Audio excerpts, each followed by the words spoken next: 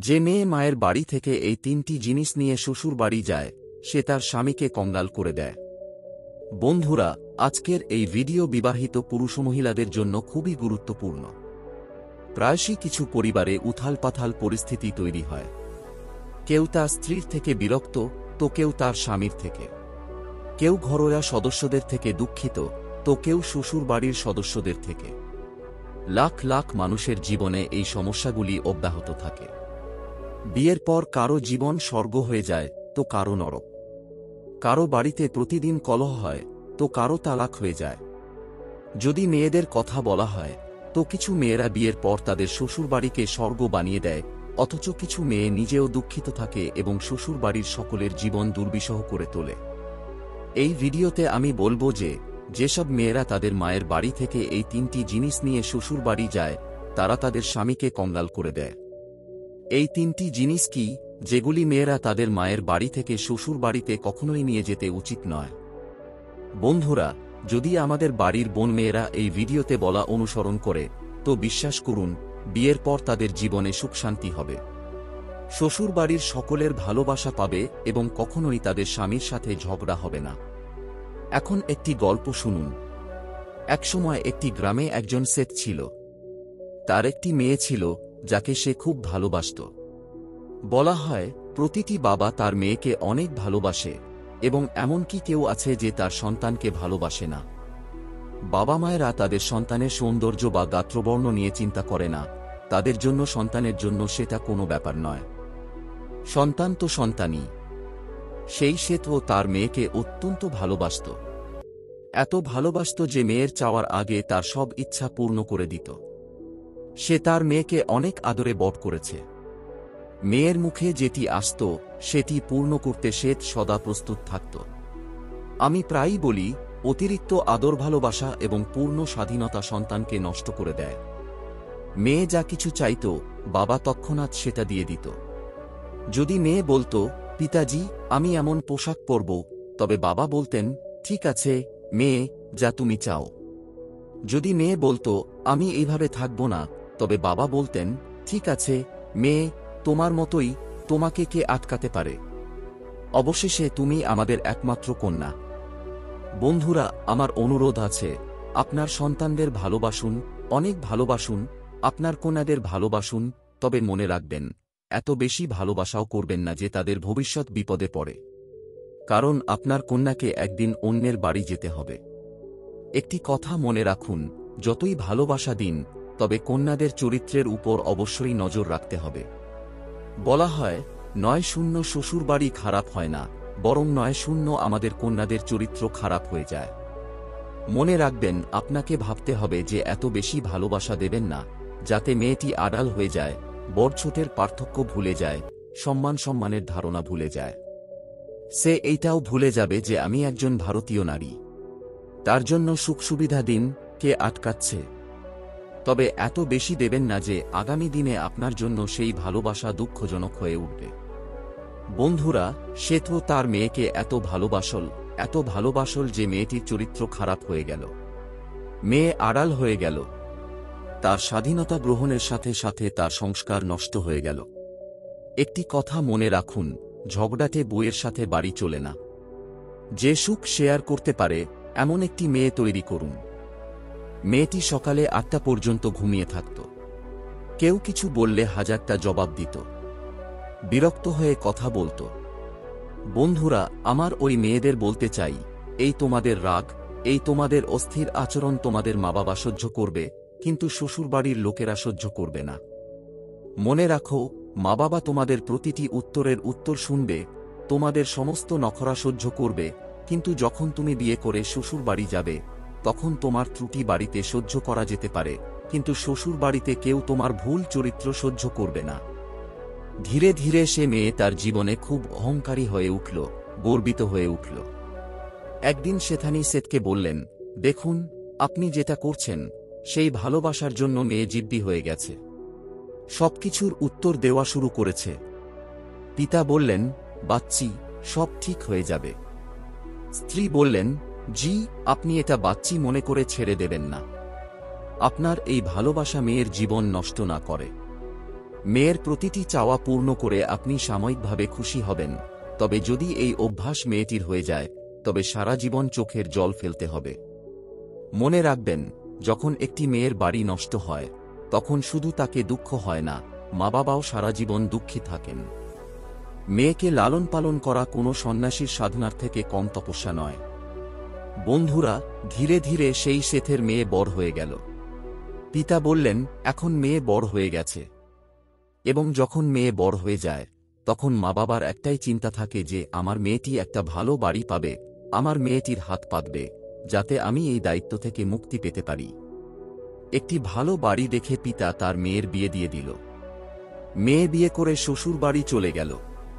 এখন শ্বশুর বাড়িতে পৌঁছে এবং 8 দিনও হয়নি যে পিতার কাছে ফোন এলো। পিতা ফোন তুললেন এবং প্রশ্ন করলেন, বলো মেয়ে, তুমি কেমন আছো? মেয়ে বলল, হ্যাঁ, তুমি আমাকে কেমন আছো জানতে চাইছ? পিতাজি, আমি এখানে খুব বিরক্ত। এখানে আমার শ্বাস নিতে পারছি না। পিতা প্রশ্ন করলেন, বাচ্চি, 8 দিনে তোমার এমন কি হয়েছে? মেয়ে বলল, পিতাজি, আমি 1 মিনিটও এখানে থাকতে পারি না। আমাকে এখনই এখান থেকে নিয়ে চলুন। আমি এই নরকে থাকতে পারি না। পিতা বললেন, হায় মেয়ে, 8 দিনে এমন কি ঘটল? তুমি এমন কেন বলছো? মেয়ে বলল, সবকিছু অপ্রয়োজনীয়। যদি আমাকে জীবিত দেখতে চাও তবে এখনই চলে এসো। যেভাবেই হোক এসো এবং আমাকে নিয়ে যাও। পিতা বললেন, বাচ্চি, আমি তোমার জন্য এত ভালো বাড়ি খুঁজে পেয়েছিলাম, এত দেনমোহর দিয়েছিলাম, সবকিছু দিয়েছিলাম। এমন একটি জমকালো বিয়ে করেছিলাম যে আজ পর্যন্ত শহরে এমন বিয়ে কেউ দেখেনি। তাহলে তুমি কেন এমন বলছো? মেয়ে বলল, আমি ফোন রাখছি। আপনি দ্রুত আসুন এবং আমাকে এখান থেকে নিয়ে চলুন। যদি আমাকে জীবিত দেখতে চান তবে দ্রুত আসুন এবং আমাকে নিয়ে যান। না হলে মেয়ে তোমাকে দেখতে পাবে না। বন্ধুরা, সে অসহায় বাবা কি করত? তাই মনে রেখো, মেয়ের বাবা হওয়া কোনো ছোটখাটো খেলা নয়। অবশেষে অসহায় হয়ে বাবা মেয়ের বাড়িতে যেতে হল। তদুপরি যখন মেয়ে শ্বশুর বাড়িতে পৌঁছল তখন কেউ রামরাম করল না, কেউ একটাও সম্মানসূচক কথা বলল না, কেউ পর্যন্ত বলেনি, সমধিজি আসুন, বসুন। মেয়ের শ্বশুর নিজের জায়গা থেকে উঠে চলে গেল, জামাইও সেখান থেকে চলে গেল, দেবর কিছু বলল না। যখন কেউ কিছু বলল না তখন বাবা মেয়ের কাছে ঘরে চলে গেল। একটি কথা মনে রেখো বন্ধুরা, মেয়ের খারাপ আচরণের কারণে তার শ্বশুর বাড়িতে তার মা বাবার অপমান হয়, এবং যদি মেয়ের আচরণ ভালো হয় তবে 4 জন লোক তাদের স্বাগত জানাতে দাঁড়িয়ে থাকে। বাবা যখন মেয়ের ঘরে গেল এবং গিয়ে বলল, বেটি, কি ব্যাপার? মেয়ে একদম বলে উঠল, পিতাজি, এখনই এখান থেকে চলে যান, এখানে পানি পর্যন্ত খাবেন না। বাবা বলল, বেটি, এমন কেন বলছো? এটা তোমার শ্বশুর বাড়ি, এটা তোমার বাড়ি। মেয়ে বলল, পিতাজি, এ শ্বশুর বাড়ি তো বাতিল। এখনই আমাকে এখান থেকে নিয়ে চলুন, আমার এখানে বসে থাকা অতিষ্ঠ হয়ে গেছে, আমি এখানে 1 মিনিটও থাকতে পারি না। বাবা বলল, বেটা থামো, আমি তোমার শাশুড়ির কাছে গিয়ে একটু জিজ্ঞাসা করি। মেয়ে উত্তর দিল, আরে কি জানতে হবে ওই ভূত থেকে? তাকে কিছু জানতে বলবেন না পিতাজি। ওই বুড়ির কারণে আমি এখানে দুঃখী। এই ঘরে ওই বুড়ির জন্য আমার জীবন দুর্বিষহ হয়ে গেছে। বাবা বলল, বেটা একবার অপেক্ষা করো, আমি তাদের কাছে গিয়ে কথা বলি। বন্ধুরা, বাবা মেয়ের শাশুড়ির কাছে গিয়ে বলল, বোনজি, আমি এসেছি। শাশুড়ি বলল, আমি দেখতে পাচ্ছি, চশমা তো লাগাইনি। এসেছ তো কি বড় কাজ করেছ? বাবা ভাবল এটা কি ধরনের আচরণ, তারপর আবার বলল, বোনজি, আমি আমার মেয়েকে নিয়ে যেতে চাই। শাশুড়ি বলল, যেতে চাইলে তো নিয়ে যাও, তোমার মেয়ে আমার জীবন দুর্বিষহ করে দিয়েছে। সে সকাল 8টায় উঠে কোনো কাজ করে না, সরাসরি আমাদের তৈরি করা খাবার চায়, আর কেউ কিছু বললে তো 4টির জায়গায় 8টা শোনায়। এমন মেয়ে দিয়েছে তুমি। নিয়ে যাও একে, আর তোমার টাকা ফিরিয়ে নাও।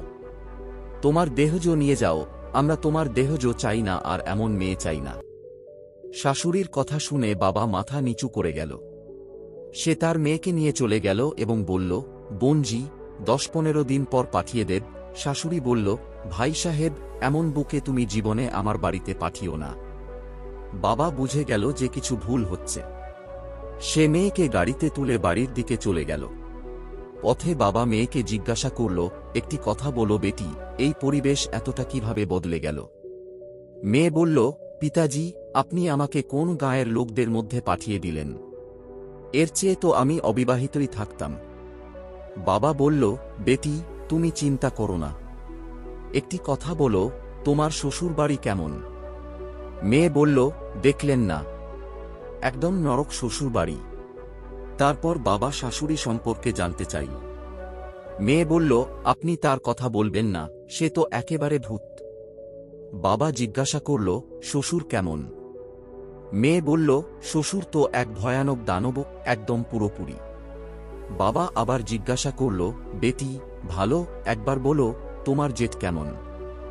মেয়ে চিৎকার করে বলল, অরে, সে তো এক নম্বর ঠগ। বাবা আবার জিজ্ঞাসা করল, তোমার দেবর কেমন? মেয়ে বলল, পিতাজি, সে তো একদম নষ্ট ছেলে, সারাদিন ঘুরে বেড়ায়।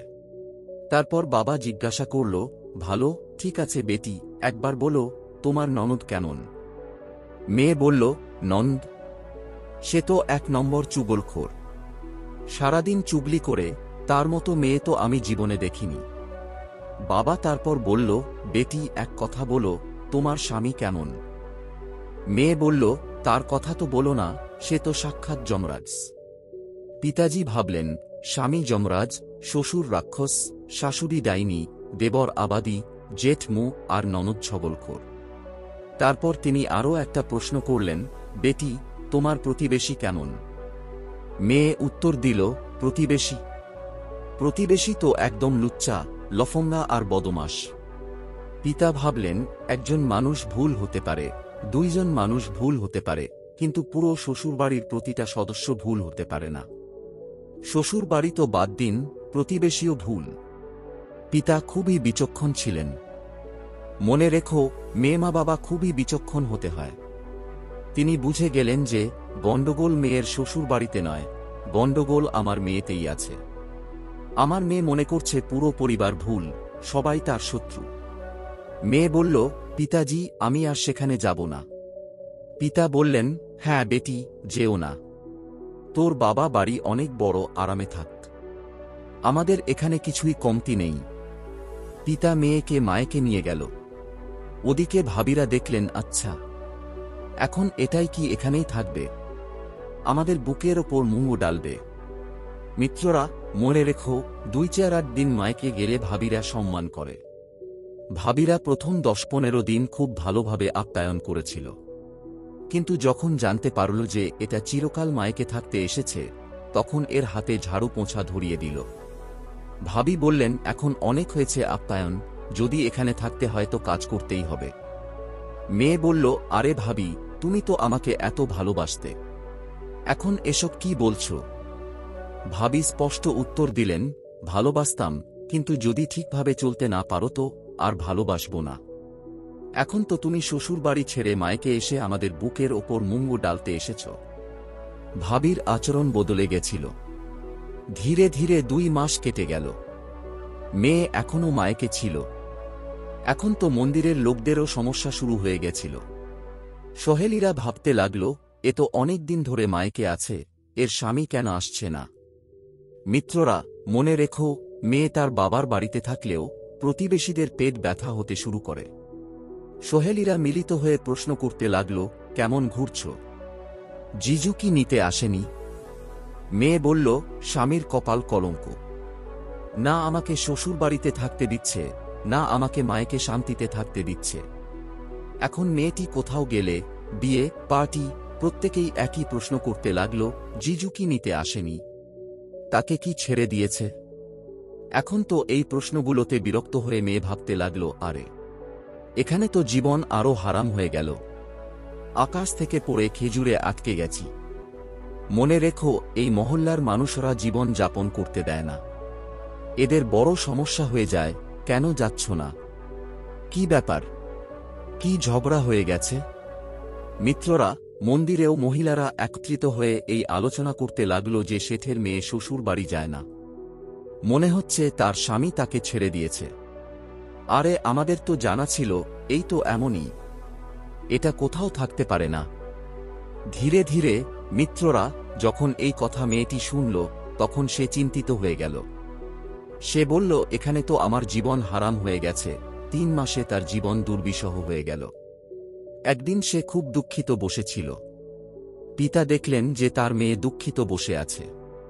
যখন সে তার মেয়েকে আরও দুঃখিত দেখল, তখন বলল, বেটি, কি ব্যাপার? মেয়ে বলল, পিতাজি, আমার শ্বশুর বাড়ি তো একেবারে নরক, আর এখানে বিয়ে হওয়ার পর যেখানেই এসেছি, আমার সম্মান তো মাটিতে মিশে গেছে। যে কাউকে দেখলেই আমাকে সন্দেহের চোখে দেখে। যার সঙ্গেই কথা বলি, প্রথম প্রশ্ন তার এই থাকে, জিজু জিজু কোথায়? এখন তো জিজু আমার জীবন হারাম করে দিয়েছে। এর থেকে ভালো ছিল, পিতাজি, আমি বিয়ে না করতাম। মনে রেখো মিত্ররা, যদি মহল্লার লোকেরা টোকা দেয়, সমাজ মন্তব্য করে, তবে সেটা খারাপ কিছু নয়। এমন টোকা দিন, কারণ আপনার টোকা দেওয়ার ফলে কাউকে ঘর ভাঙার থেকে রক্ষা করা যেতে পারে। মেয়েরা খুব কষ্ট পায়। পিতা প্রশ্ন করলেন, বেটি, একটি কাজ করবে? মেয়ে বলল, কি? পিতা বললেন, আমাদের শহরে একটি মহারাজ পধারেছেন, বড় প্রভাবশালী সাধু। আমি তোর কথা তাকে বলেছিলাম। মেয়ে প্রশ্ন করল, তাহলে মহারাজ কি বললেন? পিতা বললেন, আগে আমার কথা শান্তিতে শোনো। তিনি আমাকে একটি মন্ত্র দিয়েছেন। যদি সেই মন্ত্রের সাধনা কর এবং 6 মাস পর্যন্ত তার জপ কর, তাহলে তোর শ্বশুর বাড়ি তোর মুঠিতে এসে যাবে। মেয়ে বলল, মুঠিতে এসে যাবে? পিতা বললেন, হ্যাঁ। মেয়ে চাচ্ছিল তো সবকিছু তার নিয়ন্ত্রণে চলে আসুক, শ্বশুরবাড়িতে তার রাজত্ব চলুক, সে রাজমহিষী হয়ে থাকুক, আর সবাই তার নির্দেশে চলে। শুধু শ্বশুরবাড়ির রাজত্ব চাই, আর কিছু নয়। সে চাচ্ছিল যে ঘরের চাবি তার হাতে থাকুক এবং সে ঘরের মালকিন হয়ে থাকুক, কোনো শাসনের মধ্যে না পড়ে। পিতা বললেন, বেটি, 6 মাসের মধ্যে তোর শ্বশুরবাড়ির পুরো পরিবেশ বদলে যাবে। তুমি শ্বশুরবাড়ি যেতে চাস? মেয়ে বলল, পিতাজি, যদি এটা সত্যি হয়, তাহলে আমি কেন যেতে চাইব না? আমার চলে গেলে কি সবকিছু আমার মুঠিতে চলে যাবে? পিতা বললেন, হ্যাঁ বেটি, সবকিছু তোর মুঠিতে থাকবে। তোর স্বামী তো তোর সামনে পেছনে ঘুরবে, শাশুড়ি তোর পা ছুঁবে। মেয়ে কৌতূহলে জিজ্ঞেস করল, পিতাজি, সত্যি কি শাশুড়ি আমার পা ছুঁবে? পিতা বললেন, আরে আমি তো তোর শ্বশুর বাড়ি এভাবেই চাই। মেয়ে বলল, যদি এটা হতে পারে তবে বলুন, আমাকে কি করতে হবে? পিতা বললেন, বেটি, সবকিছু ঠিক হয়ে যাবে, কিন্তু মহারাজজি বলেছিলেন যে একটি মন্ত্র জপ করতে হবে। মেয়ে বলল, পিতাজি, আমি মন্ত্র মনে রাখতে পারব না। অন্য কোনো উপায় থাকলে বলুন। পিতা বললেন, ঠিক আছে, মন্ত্র আমি জপ করব, কিন্তু সাধনা তোকেই করতে হবে। যদি তুই এই সাধনা করিস, তাহলে তৎক্ষণাৎ ফল পাবে। মেয়ে প্রশ্ন করল, পিতাজি, আমাকে কি সাধনা করতে হবে? পিতা উত্তর দিলেন, সাধনা খুব সহজ। তোকেও 6 মাস পর্যন্ত কাউকে কোনো উত্তর দিতে হবে না। 6 মাস পর্যন্ত কাউকে সঙ্গে ঝগড়া করতে হবে না। চুপচাপ সততার সঙ্গে বাড়ির সমস্ত কাজ করতে হবে। তুই কি এই কাজের জন্য প্রস্তুত? মেয়ে বলল, পিতাজি, আমি প্রস্তুত। শুধু 6 মাসের কথা তো। 6 মাস পরে আমার শ্বশুর বাড়ি আমার মুঠিতে থাকবে। তারপর আমি সবাইকে দেখে নেব। পিতা বললেন, একদম বেটি। শ্বশুর বাড়ির সমস্ত লোক তোর ইশারায় চলবে। যদি এমন না হয়, তবে তুই তোর বাবার বাড়িতে ফিরে আসতে পারবি এবং আরামসে থাকতে পারবি। শ্বশুর বাড়িতে ফিরে আসা। পিতা তার মেয়ে নিয়ে তার শ্বশুর বাড়ি পৌঁছাল। শ্বশুর বাড়ির লোকেরা যখন দেখল যে সে আবার ফিরে এসেছে, তখন সবাইকে নানা রকম চিন্তা আসতে লাগল। স্বামী কটাক্ষ করে বলল, আসছে সর্বনাশী, আবার এই বাড়ি ধ্বংস করতে। মেয়েটি খুব রেগে গেল, কিন্তু পিতার কথা মনে পড়ল। পিতা বলেছিলেন, বেটি, সাধনা ভুলিস না। যদি ভুলে যাও, তবে আমি কোনো দায়িত্ব নেব না। শাশুড়ি রেগে গিয়ে বলল, এটা আবার ফিরিয়ে নিয়ে যাও, আমাদের এর কোনো প্রয়োজন নেই। পিতা হাতে হাত জড়িয়ে বলল, বোনজি, একবার সুযোগ দিন। সবাইকে একবার সুযোগ দেওয়া উচিত। শাশুড়ি বলল, ঠিক আছে ভাই, তুমি এত অনুরোধ করছো, তাও একবার তাকে থাকতে দিতে পারি। সাধনার শুরু। পিতা মেয়েকে বুঝিয়ে তার বাড়িতে ফিরে গেল। মেয়ে রাতটুকু শ্বশুর বাড়িতে থাকল। সকালে উঠে শাশুড়ির কাছে গিয়ে তার পা ছুঁয়ে বলল, মাজি, আমাকে আশীর্বাদ দেবেন না। শাশুড়ি আগে থেকেই রেগেছিল, কিন্তু যখন বউ পা ছুঁয়ে আশীর্বাদ চাইল তখন তাকে ধাক্কা লাগল। সে ভাবল, আচ্ছা, এটা সেই বউ যে আমার একটি কথা শুনলে 10টি কথা শোনাত। আজ এটি আমার পা ছুঁছে। বউ বলল, মাজি, যদি কোনো ভুল হয়ে থাকে তবে ক্ষমা করে দিন। কোনো ভুল হবে না। শাশুড়ির মন গলে গেল।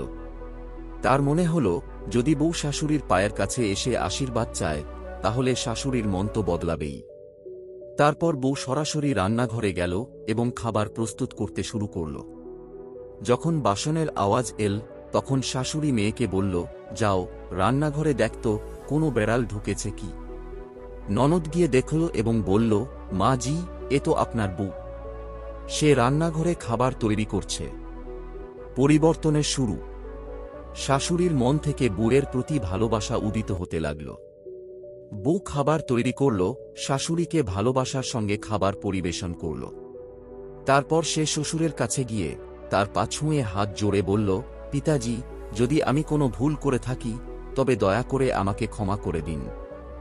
শ্বশুর চমকে গিয়েছিলেন।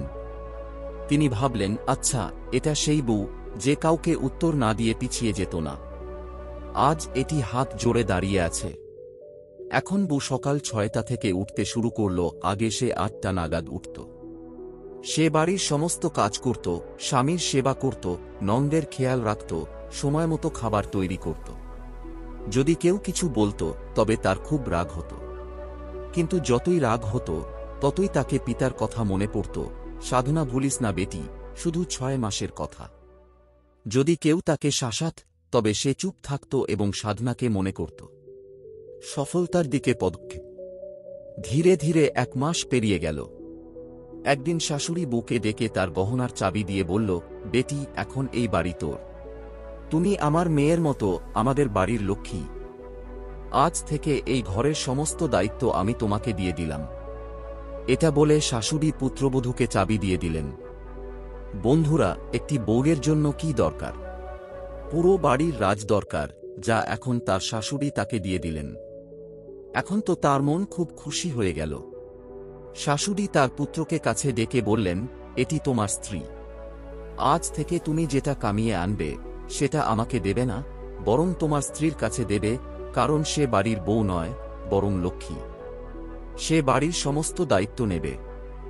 বন্ধুরা, যখন শাশুড়ি এটা বলে দিলেন তখন পুত্রবধূর মন আনন্দে পূর্ণ হয়ে গেল। সে ভাবতে লাগল, বাবা ঠিক বলেছিলেন, সাধনার প্রভাব 6 মাসে দেখা যাবে, কিন্তু এখানে তো 1 মাসেই ফল পাওয়া শুরু হয়ে গেছে। এখন তো পুরো বাড়ির চাবি আমার হাতে এসে গেছে। সবাই আমার প্রশংসা করছে, সবাই আমার কথা মতো চলতে চাইছে। শুধু এটুকুই তো আমি চাইতাম, আর এখন সবকিছুই আমার হাতে এসেছে। বণিকের মেয়ে খুব খুশি ছিল, কিন্তু তার মধ্যে এখনও একটি রাগ ছিল যে 6 মাস পরে সে সবাইকে দেখবে এবং এক এক করে কথা বলবে। এইভাবে সে তার বাবার কথা মনে রেখে শ্বশুরবাড়ির সেবা করতে থাকল। এখন তো তার প্রশংসা পুরো বাড়িতে হতে লাগল। প্রতিবেশীও তার প্রশংসা করতে শুরু করল। ধীরে ধীরে 2 মাস পেরিয়ে গেল, আর এই 2 মাসে তার রাগ ঠান্ডা হয়ে গেল। তার সব চিন্তা বদলে গেল এবং তার মধ্যে প্রেমের ভাব জাগ্রত হল। দর্শকবৃন্দ, একদিন শ্রাবণের মাস এল। তার ভাই তাকে মায়ের বাড়ি আসতে বলল এবং বলল, বোন, তৈরি হয়ে যাও। শ্রাবণের মাস এসেছে, উৎসব চলছে। বোন বলল, যাও, আগে আমার শাশুড়ি মার কাছে জিজ্ঞেস করো এবং আমার শ্বশুর বাবার থেকে অনুমতি নাও, তারপর আমি যাব। ভাই বলল, তুমি কি তোমার শাশুড়ি শ্বশুরের কাছ থেকে অনুমতি নিয়ে মায়ের বাড়ি যাবে? এতে বোন হেসে বলল, হ্যাঁ, যদি আমার শাশুড়ি মা এবং শ্বশুর বাবা অনুমতি দেন তবে আমি যাব। তারপর তার ভাই তার সঙ্গে শ্বশুরের কাছে গেল এবং বলল, মা, আমি আমার বোনকে নিতে এসেছি। দয়া করে তাকে মায়ের বাড়ি যাওয়ার অনুমতি দিন। শাশুড়ি স্নেহে বললেন, বাবা, ভাই বোনের সম্পর্ক অমূল্য। তাকে নিয়ে যাও, তবে বেশি দিন সেখানে রাখো না। রাখি পূর্ণিমা হয়ে গেলে পরের দিনই তাকে ফিরিয়ে নিয়ে আসবে, কারণ তার ছাড়া আমার মন ভালো লাগে না। এটা তো আমাদের বাড়ির লক্ষ্মী। এখন যদি এটা চলে যায় তবে আমাদের দিনরাত কিভাবে কাটবে? এখন সেই অবাধ্য মেয়ে তার ভাইয়ের সাথে মায়ের বাড়ি পৌঁছাল এবং তার বাবার সঙ্গে দেখা করল। পিতা তার কন্যাকে প্রশ্ন করলেন, বেটি, তোমার শাশুড়ি কেমন? কন্যা উত্তর দিল, আরে, সে তো ডাইন ছিল। পিতা চমকে তাকালেন, কিন্তু কন্যা তৎক্ষণাৎ বলল, না পিতাজি, তাদের সম্পর্কে এমন কথা বলবেন না। সে ডাইন নয়, বরং আমাদের ভালো মা। আচ্ছা, মা থেকেও বেশি ভালোবাসে আমাকে। পিতা তারপর প্রশ্ন করলেন, তোমার শ্বশুর তো রাক্ষস। কন্যা বলল, পিতাজি, এটা বলবেন না। আমার শ্বশুর সম্পর্কে আমি একটি শব্দও শুনতে পারি না। সে রাক্ষস নয়, বরং আমাকে আপনাতেও বেশি ভালোবাসে। পিতা বললেন, তোমার জেঠ তো নম্বর 1 দুর্জন। কন্যা বলল, পিতাজি, তাদের সম্পর্কে এমন কথা বলবেন না। সে আমাদের বড় ভাই, যে পুরো বাড়ির খেয়াল রাখে। পিতা বললেন, তাহলে তোমার ননদ এখনো চুগলখড়ি করে? কন্যা হাসি মুখে বলল, না পিতাজি, এখন সে আমার পাকা সখী হয়ে গেছে। তার সম্পর্কে এমন কথা বলবেন না। পিতা তারপর প্রশ্ন করলেন, তোমার স্বামী তো যমরাজ ছিল? কন্যা বলল, না পিতাজি, আমার স্বামী সম্পর্কে এমন কথা বলবেন না। আমার স্বামী তো সরাসরি দেবতা। তাদের সম্পর্কে আমি একটি খারাপ শব্দও শুনতে পারি না। তারপর পিতা প্রশ্ন করলেন, তোমার প্রতিবেশী তো বড় বদমাশ এবং লফঙ্গা হবে? কন্যা উত্তর দিল, না পিতাজি, আমাদের প্রতিবেশীরা খুব ভালো। যখন পিতা তার কন্যার মুখে এই সব শব্দ শুনলেন, তখন তাকে মনে হল যে আগে যে মাথা লজ্জায় নত ছিল, আজ তা গর্বে উঁচু হয়ে গেছে। তিনি গর্বের সঙ্গে বললেন, আজ আমি পুরো গর্ব নিয়ে বলতে পারি যে আমি এমন এক কন্যার পিতা, যে আমার সম্মান বাড়িয়ে দিয়েছে। বন্ধুরা, বলা হয় না যে যদি কন্যা চায় তাহলে সে শ্বশুরবাড়ি এবং সমাজে তার পিতার মাথা উঁচু করতে পারে, আর যদি চায় তাহলে সে তার পিতাকে সমাজ এবং শ্বশুরবাড়িতে লজ্জিত করতে পারে। দর্শকবৃন্দ, এরপর সে মেয়ে খুশি মন নিয়ে কিছুদিন তার পিতার কাছে থাকল। কিন্তু কিছুদিন পর যখন তার শ্বশুরবাড়ির লোকেরা বার্তা পাঠাল এবং তাকে ডেকে নিল, তখন সে আবার শ্বশুরবাড়ি চলে গেল। এখন তার সব চিন্তাভাবনা বদলে গিয়েছিল। সে বাড়ি এখন স্বর্গের মতো হয়ে গিয়েছিল। কথা আছে, একটি মৌন এবং 6 মাসের সহনশীলতা সবকিছু বদলে দেয়। এজন্যই বলা হয় যে ভাঙতে থাকা বাড়ি এবং সম্পর্ক যদি কেউ বাঁচাতে পারে, তা হল আপনার সহনশীলতা এবং নম্র আচরণ। সহনশীলতা সেই গুণ যা একজন ব্যক্তি যে কোনো বড় ব্যক্তিকে নত করতে পারে, সে যতই অহংকারী হোক না কেন। আপনি যত বেশি নত হবেন, সামনে থাকা ব্যক্তি ততই নত হতে বাধ্য হবে। এতে কোনো সন্দেহ নেই। বন্ধুরা, এখন আমি আপনাদের বলব যে মেয়েকে তার মায়ের বাড়ি থেকে শ্বশুর বাড়িতে কখনো 3টি জিনিস নিয়ে যাওয়া উচিত নয়, না হলে স্বামী দারিদ্র্যগ্রস্ত হয়ে যায়। এক, বাবার সম্পত্তি এবং ভাই ভাতিজার গর্ব। বিয়ের পর যদি মেয়ে তার বাবার সম্পত্তি এবং মায়ের বাড়ির সম্পর্কের গর্ব নিয়ে চলে, তবে তার শ্বশুর বাড়িতে কখনো সুখ শান্তি থাকতে পারে না। গর্বিত মেয়েরা শ্বশুর বাড়িতে কখনো সুখী হতে পারে না। 2, জেদ। ছোটবেলা থেকে যতদিন মেয়ে তার বাবার বাড়িতে নিজের কথা মানিয়ে নিত, তাকে শ্বশুর বাড়িতে এই অভ্যাস ত্যাগ করতে হবে। যেসব মেয়েরা শ্বশুর বাড়িতে তাদের জেদ এবং রাগের অভ্যাস বজায় রাখে, তাদের বাড়িতে কখনো সুখ শান্তি আসতে পারে না। বাবা মায়েরা মেয়ের রাগ সহ্য করে, কিন্তু শ্বশুর বাড়ির লোকেরা সহ্য করবে না। 3, অহংকার। যেসব মেয়েরা মায়ের বাড়িতে তাদের কথা মানাতে জেদ করত এবং নিজেদের ইচ্ছা পূর্ণ করত, তাদের বুঝতে হবে যে শ্বশুর বাড়িতে সবকিছু তাদের ইচ্ছেমতো হবে না। অহংকার ত্যাগ করেই তারা তাদের নতুন পরিবারে সম্মান পেতে পারে। এজন্য যে কোনো রাগ, জেদ এবং অহংকার আপনার মধ্যে আছে, তা মায়ের বাড়িতে রেখে আসা উচিত, তাহলে আপনার শ্বশুর বাড়ি স্বর্গ হবে। যখন আপনি আপনার পিতৃভূমিতে থাকেন, তখন প্রায়ই আপনি আপনার মা বাবা, ভাই বোন, চাচাদের সাথে ঝগড়া করেন এবং তারা সবাই তা সহ্য করে, শুনে নেয়, কিছু বলেন না, কারণ আপনি মেয়ে। কিন্তু যদি সেই ঝগড়া ফ্যাসাদ করার অভ্যাস নিয়ে আপনি শ্বশুর বাড়ি যান এবং শ্বশুর বাড়িতে আপনার শ্বশুর, পাড়ার প্রতিবেশী এবং শ্বশুর বাড়ির পরিবারের সাথে ঝগড়া করেন, তাহলে আপনার বাড়ি ভেঙে যাওয়ার সময় লাগবে না। তাই ঝগড়া ফ্যাসাদ করার অভ্যাস, তিক্ত কথা বলার অভ্যাস এবং বাবার ধনের গর্ব নিয়ে যে মেয়ে শ্বশুর বাড়ি যায়, সে নিশ্চিতভাবেই তার বাড়ি ভেঙে ফেলবে। দর্শক বন্ধু, আমি আশা করি যে এই গল্পটি মনোযোগ দিয়ে শোনার পর এটি হাজার হাজার মানুষের বাড়ি ভাঙা থেকে রক্ষা করবে এবং তাদের জীবন নরকে পরিণত হতে রক্ষা করবে।